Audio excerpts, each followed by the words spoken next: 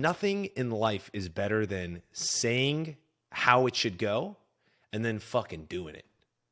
Like that is the definition of confidence. That's like how you build confidence. Just keeping integrity with yourself.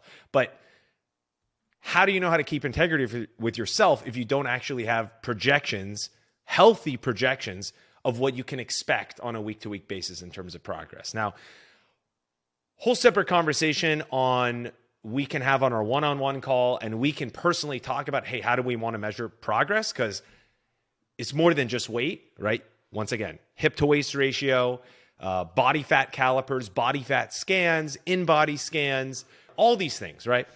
But the weight scale is definitely a solid place to start. But in order to have healthy projections, we need to make sure we're doing the right things in advance. And you and I are synced up about what that actually looks like. So when we look at these projections, we can say, hey, I'm doing things right and things are coasting, or we need to adjust the plan. All right? So I'm going to do a nice little training. And this is a conversation we want to have after you have aligned on what your dream is, right? Because once you've told me what your dream is, I'll be able to reverse engineer it as a number, and then we can understand the gap. Okay. So first, we got to backpedal. And, when people talk about calorie deficit this, calorie deficit that, what the frick does that mean? You might have come into a world where it's like, hey, they talk about a thing called basal metabolic rate. They call it resting metabolic rate, right? Let me pull up some of the notes I'm going through here. Then they talk about like total daily energy expenditure, aka maintenance calories, right? And, we always get into this conversation of, oh, my metabolism is slowing down. Or like, hey, my body's going to adapt and we got to trick it. And we got to do all these like things, and our body is a smart machine and we always got to be one step ahead. And we're always like, if we don't understand how our metabolism works as a system and a way to measure it, then we're always going to be fearful because we're always scared of the unknown. But when we actually can wrap our mind conceptually around what the a metabolism is and how do we actually work with it, we can set healthy expectations of, hey, when we're doing things right, what we can expect, and when things go different, what we can expect, right? So BMR, basal metabolic rate, resting metabolic rate. Maintenance, there's no sign, total daily energy expenditure. Metabolism is all about how you burn energy, right? Your metabolism. So you're using energy and converting it into something, right? So it's kind of like fuel in a car. So let me break these things down. And these things actually kind of build on one another. So I'm actually going to take you through a BMR. Then there's a thing called RMR. It's a little higher. Let's just start with BMR. BMR is like you're in a coma. Okay, imagine you're in a coma. You're not thinking. You're just breathing. Your heart is beating. Base level functionality to keep this engine running. That's your basal metabolic rate. That's the lowest number you'll ever get. You do these, like you go on a calorie calculator. You put in your maintenance calories. You might do a test where you're breathing in. You're doing a DEXA scan. They might give you a resting metabolic rate test. All those are numbers higher than the base. Basal metabolic rate. This is if you are in a freaking coma, basically, not doing anything, right? Basal metabolic rate. Then resting metabolic rate is basically your basal metabolic rate plus basic functionality. Stuff like like eating, right? Sitting, simple movements.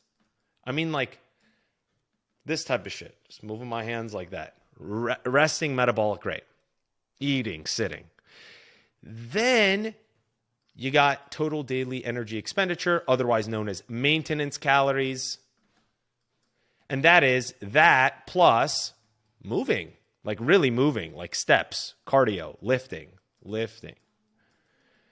This is all like extra stuff. This is like what a coach would prescribe. Or you would prescribe. This is part of your program. And this, moving, lifting, not eating. It'd be like thinking. A lot of times if you're working at work, complex thoughts, that will burn a lot of calories. A lot of this is based on time. So depending on your lifestyle, my job and a coach is to take the science of like, hey, in a perfect world, you can do all these things. You can maximize your total daily energy expenditure. But a lot of things take time. So really the smartness of you and I kind of dancing together is, hey, what's the highest leverage task for the least amount of time? But everyone has to do this. Everyone. So really the dance between you and I is finding this sweet spot in the middle. Right? Now, back to the metabolism. This is a certain calories. It's so nice that we're talking the same language here. These are all calories. Cals. To maintain your weight. So your BMR might be like 1,400. To maintain your weight in a coma, it can be 1,750 to just be eating and sitting. And then it can be like 2,250 with all your moving and exercise to maintain your weight.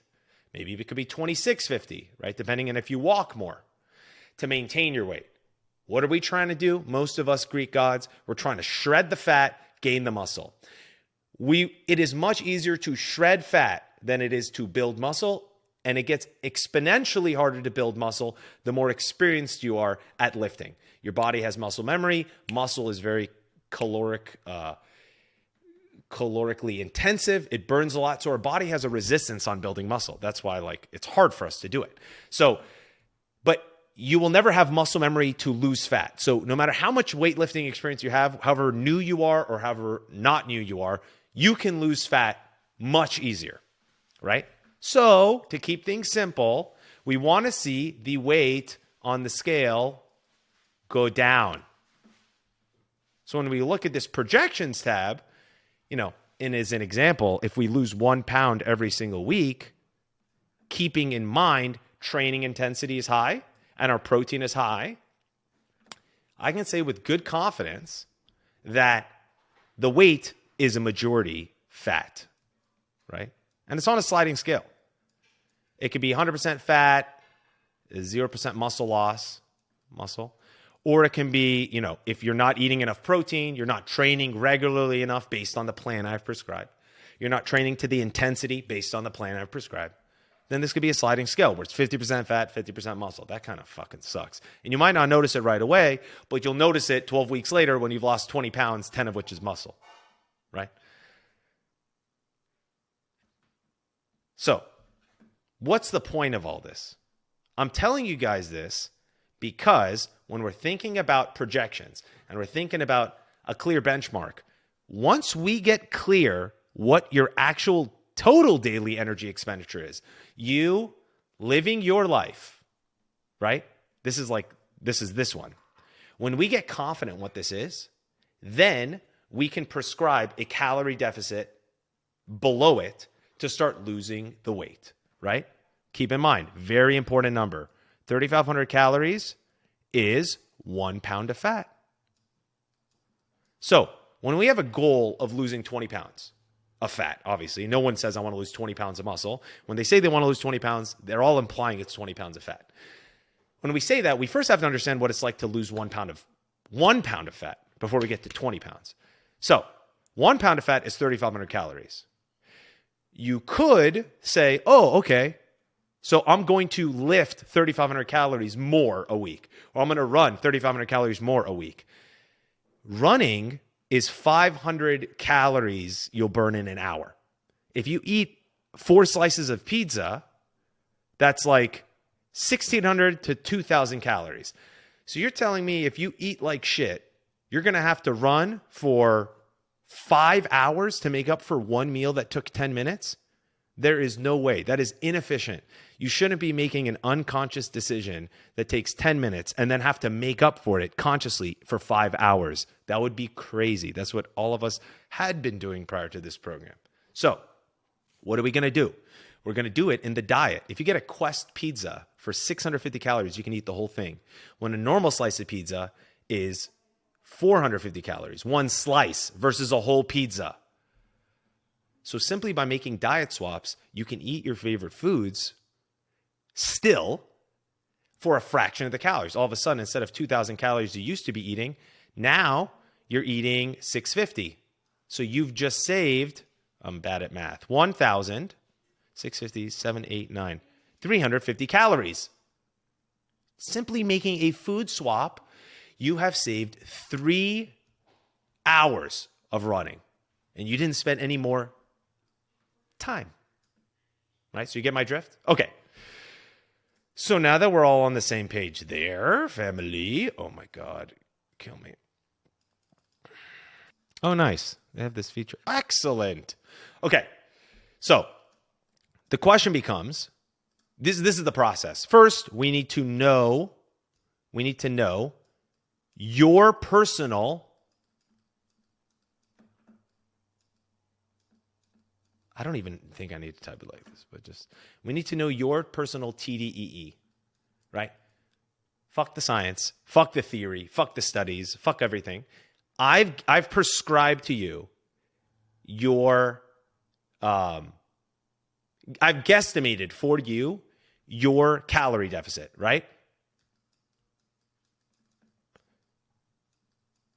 And I'll actually go through this example right now. Okay, so if I go on your app, and we got our boy Suleiman here, frickin' homie. I've prescribed him 2,100 calories, 205 grams of protein, 250 grams of carbs, 47 grams of fat. This is me, coach, prescribing Suleiman, do this, right? Now, this is a guesstimate based on my own experience, but in practice, his actual, and this is in order for him to lose about 1 pound. All right? So now, we got Suleiman here, right? Now, bear with me. 200, 2,100 calories. And the macros, put the protein, carbs, and fats aside. Let's just focus on this. 2,100 calories a day for 7 days should give him minus 1 pound. Now, he does this, he follows the plan, he tracks everything to a T. And now keep in mind, this is a science experiment, so you must track your inputs accurately. What does that mean? That means actually weighing out all your food. That means measuring it raw, weighing it on the scale, measuring things out, eating home cooked, right? This whole experiment wouldn't work if you don't do it like that. So that this is actually 2,100 calories. Because, dude, you go to the back of a fucking restaurant kitchen. The guy's, Guillermo's greasing that shit up with some oil. Then it's passed to the next guy. Susan's freaking oiling up the chicken. The restaurant's trying to get you to come back. They want 5 stars on Yelp. They don't want you to get shredded. So they're not listing their calories, and they're definitely not listing how much oil they have. Plus, think about it. If you cared about your own health and you weren't tracking your calories accurately this whole time, why the hell would a restaurant care? They actually should not care. They're in the business of making the food taste good. So you have to track everything. No restaurants. This is a science experiment, keep in mind. You're going to track and measure everything. 2,100 calories. You prep it yourself. Don't let anyone else prep it for you unless they literally weigh everything out in advance. You track it. 7 days later, eat the same goddamn thing if you need to every day. Then you compare what you lost, theoretical, actual. Let's say Sully lost 0.75 pounds. Okay? So what does that say? What does that say? That says that turns out Sully lost less weight than he thought. Meaning the 2,100 calories that I prescribed was too much for him. Turns out for him to lose 1 pound, and keep in mind one other thing, 3,500 calories divided by 7 days of the week, that means a 500 calorie deficit a day. 500 calorie deficit a day. So that means I'm assuming his 2,100 plus 500, 2,600 is his total daily energy expenditure. And so his 500 calorie deficit to lose 1 pound a week 500 calorie deficit a day would be 2,100. I actually overshot it. It's going to be a little less. But how much less? Well, assuming, keep in mind, this is assuming his training intensity is high, assuming he's eating proper protein, all those things, and assuming all he lost was 100% fat, then you got to do the quick maths. So the expected 1 pound minus 0.75 equals 0.25, right? So that's 0.25 pounds times 3,500 calories per pound. Per pound. The pounds cross out, right? This is like the math we did back in the day. 3,500 calories times 0.25. I will not tell you that I'm good at that type of stuff. I just know how to use a calculator. 875. 875 calories over, right? So if he's 875 calories over, then you want to go back. You want to do 875 divided by 7 days of the week. So he was just eating 125 more calories every single day. Isn't that crazy?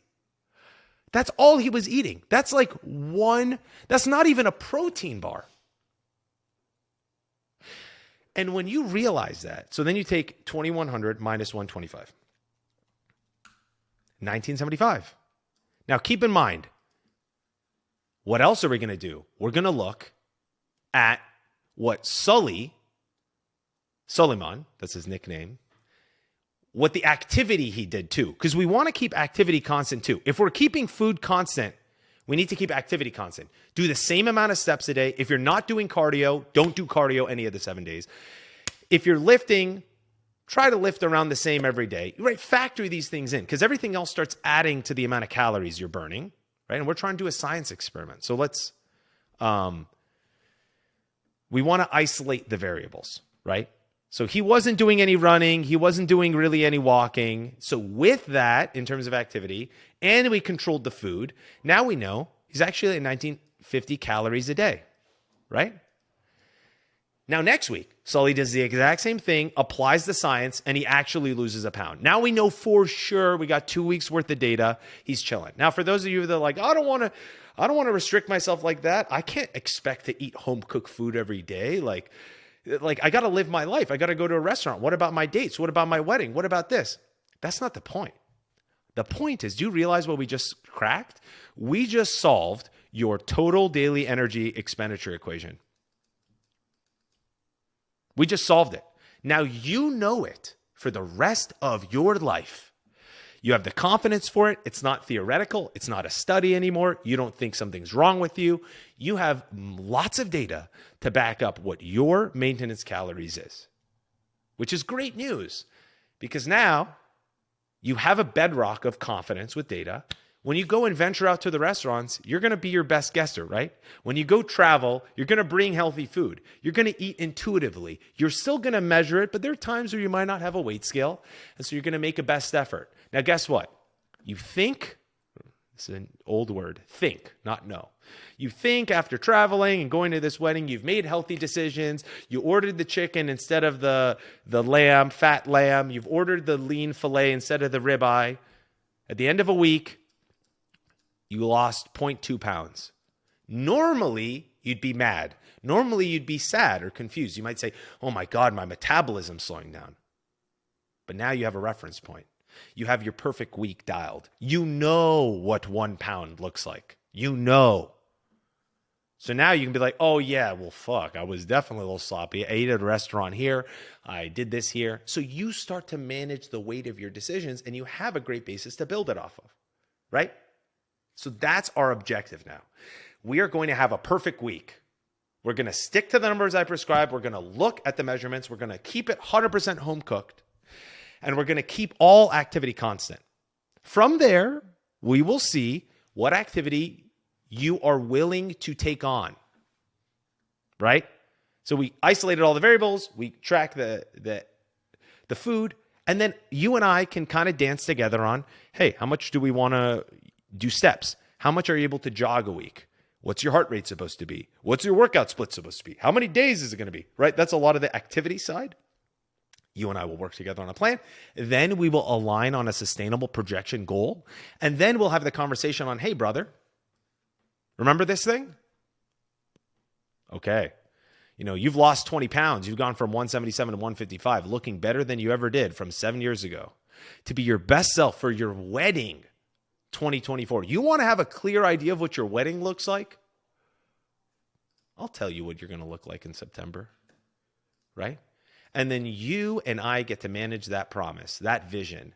When life gets crazy, when the friend comes in town and says, bro, it's just a weekend, you can stand on grounds you've never stood before and say, listen, brother, I'm going to look the best I ever have for my wedding. I will have looked the best I ever have. And you can give him a look in his eye like, you ever see someone that has that look in their eye? Like, I'm going to get that thing. And you're like, how? I don't know how you're going to get it. It doesn't exist yet.